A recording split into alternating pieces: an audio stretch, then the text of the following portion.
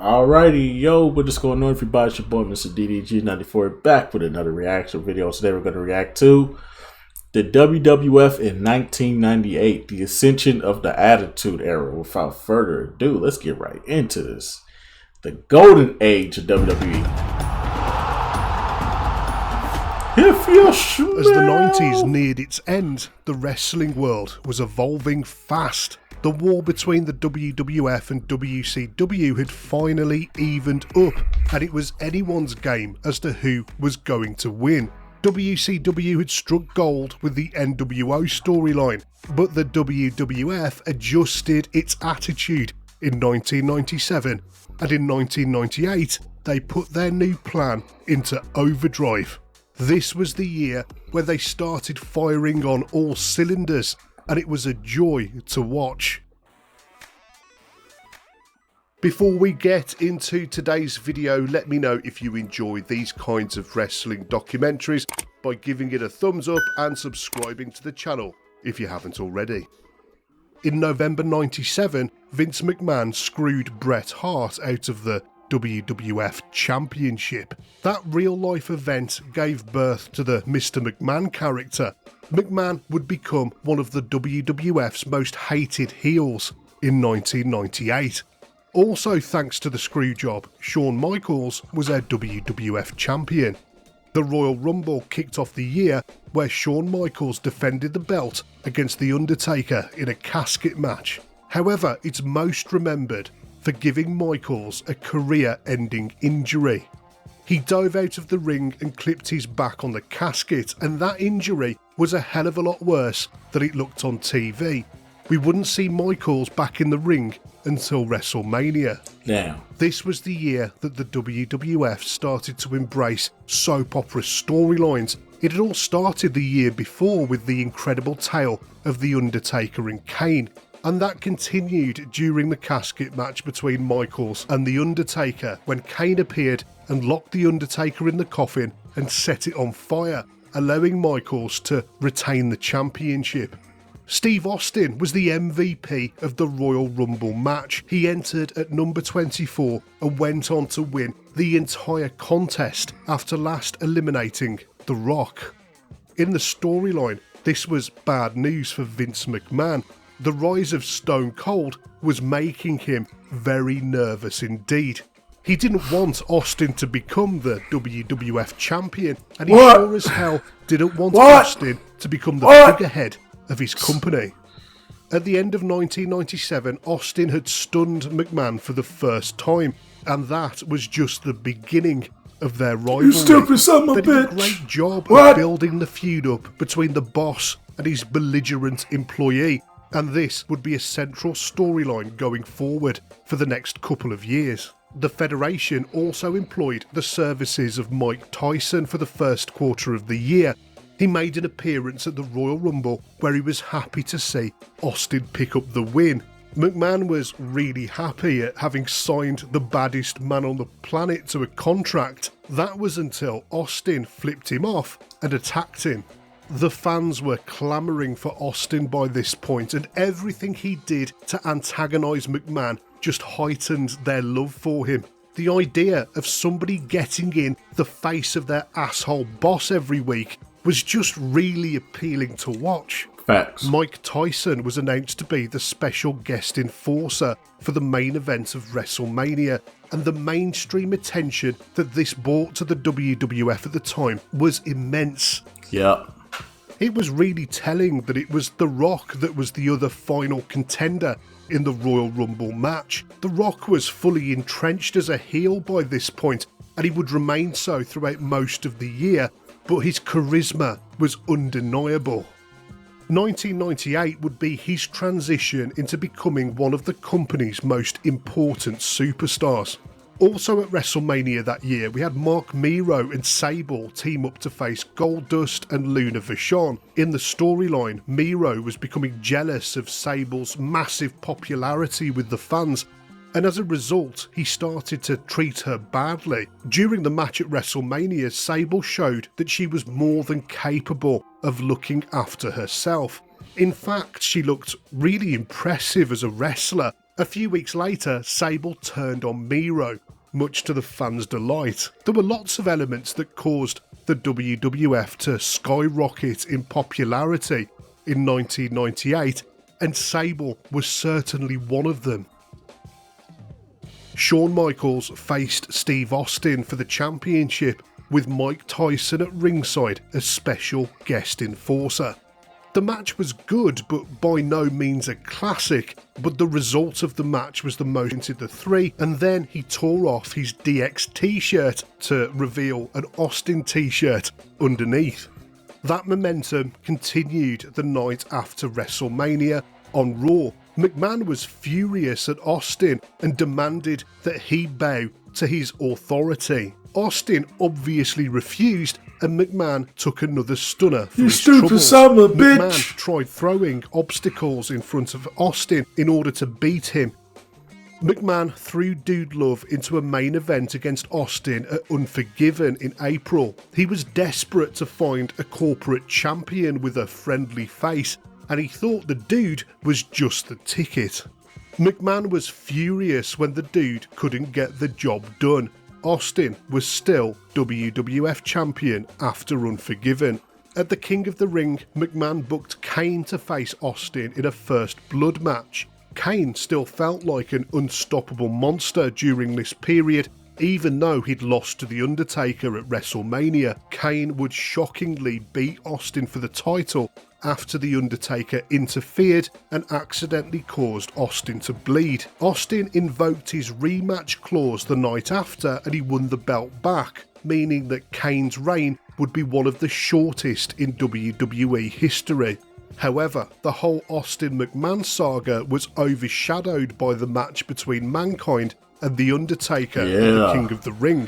The moment that Mankind went off the top of the Hell in a Cell cage and through the... That is not a match you want to go back and relive. That is a match you watch for the one time and the one time only. Because my God, this match is gruesome, bro. This is one of the matches you do.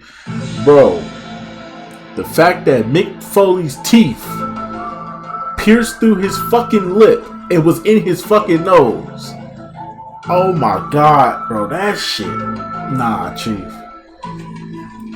And then the backstory behind it is Mick Foley was done. He was out. But he kept coming back to fight even though he did. Bro, Undertaker didn't know what the fuck to do. He was just as nervous. He was nervous as hell. He's like, bruh, just go to the back, bro. I don't want to fight you no more. It's like, no, we got to do it for the fans. But that's not a match you go back and watch, bro. That's something that you watch for the one time and the one time only, bro. This is not a go back to match. This match is too gruesome. Cemented Mick Foley as a legend in the business. Later in the year, Foley would revert back to being Mankind and he tried to become best friends with the Boss in various hilarious segments, and eventually McMahon awarded him with the Hardcore Championship as a consolation prize. By the end of the year, he would be in the main event wrestling for the WWF title, but we'll come back to that a little bit later on. By now, the WWF was frequently beating WCW in the ratings battle. The Monday Night War had suddenly become a battle that either side could end up winning, and wrestling fans had never had it better. In 1998, both the WWF and WCW produced Can't Miss television, and more people were watching wrestling than ever before. Facts. While the NWO continued to run roughshod over WCW, the WWF evolved D-Generation X. Shawn Michaels had been forced to retire due to his back injury, and so the rise of Triple H began. As the new leader of DX, he introduced the New Age Outlaws and X-Pac to the team, and they quickly became firm fan favourites.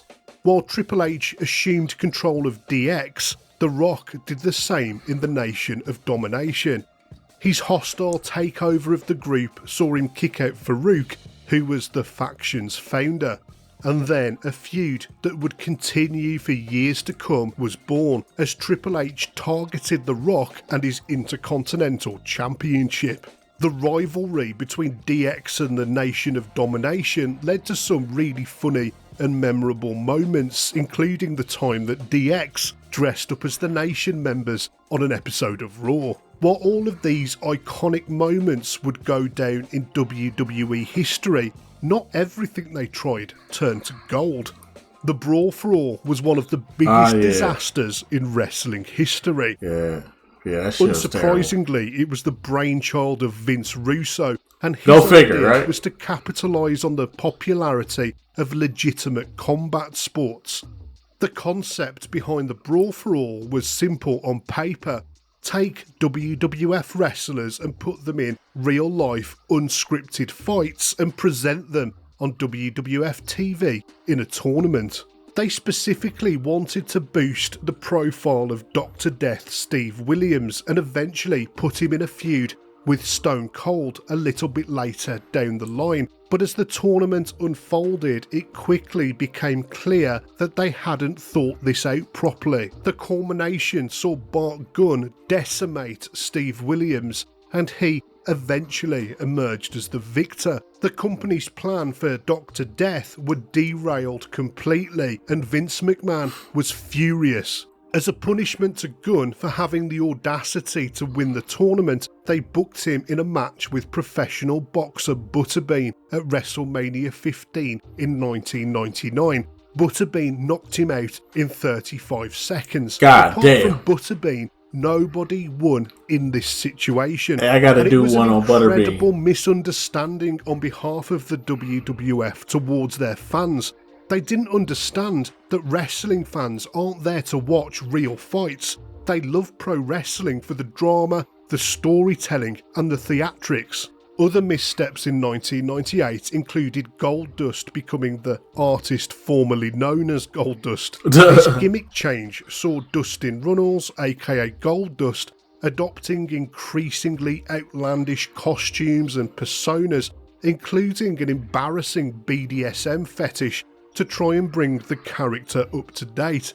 While the original Goldust was kind of shocking during the New Generation era, all of its impact was lost in the Attitude Era because everything was crazy during the Attitude Era. The artist formerly known as Goldust didn't help move the character along. He just ended up confusing the fans rather than entertaining them. Luckily, by SummerSlam, the Austin-McMahon feud was still steaming ahead. McMahon tried to throw The Undertaker in front of Austin in the main event. However, Austin won the match. After the match, The Undertaker presented Austin with the title, which told the fans that he certainly wasn't on the side of the boss. Elsewhere on that card, Triple H beat The Rock in a really good ladder match for the Intercontinental that was a really good match too. It was obvious by now that both of these guys were going to have a very bright future in the Federation. That was proven in September at Breakdown when The Rock beat Ken Shamrock and Mankind to become the #1 contender. It was looking like The Rock was about to ascend to the main event, so the Nation of Domination came to an end. However, it wasn't time for him to win the title just yet. That wouldn't come until the Survivor Series in November. Back at Breakdown, the WWF title had been made vacant. In the weeks leading up to the Survivor Series, McMahon was hell-bent on making sure that Austin didn't become the WWF champion ever again. Mankind was now McMahon's chosen one for winning the belt, and so at the Survivor Series there was a one-night tournament to determine the new undisputed WWF champion. The Rock had briefly turned babyface. The kind of reaction that he was getting from the fans was undeniable, and so it made him one of the favourites to win the tournament. Austin ended up getting eliminated in his match with Mankind. Shane McMahon was the referee, and he made sure that Austin didn't get to see the main event. That main event came down to Mankind and The Rock. Many believed that this was Mankind's moment. However, in a shocking twist, Vince and Shane betrayed him, allowing Rocky to get the victory and win his first ever WWF Championship. The Rock had aligned himself with the McMahons, turning heel and becoming the corporate champion. In the fallout to the Survivor Series, Mankind recognised that he'd been played by Mr. McMahon. and so his sights were now set on wrestling the championship away from The Rock. At the Rock Bottom pay-per-view in November, The Rock successfully defended his title against Mankind in a match with a very screwy finish. It wasn't yet time for Mankind to ascend to the top, but that moment would come in 1999. 1998 saw the WWF fully transformed, a huge turnaround from just 2 years before. The company had now found its attitude, and it was beating its competition, and it was now an iconic pop culture brand all of its own. So that was my deep dive into the year 1998 in Most the definitely. WWF, and Most what a year definitely. it was. Let me know your standout moments in the comments, and let me know if there's... Most definitely. 1998. 1998 WWF.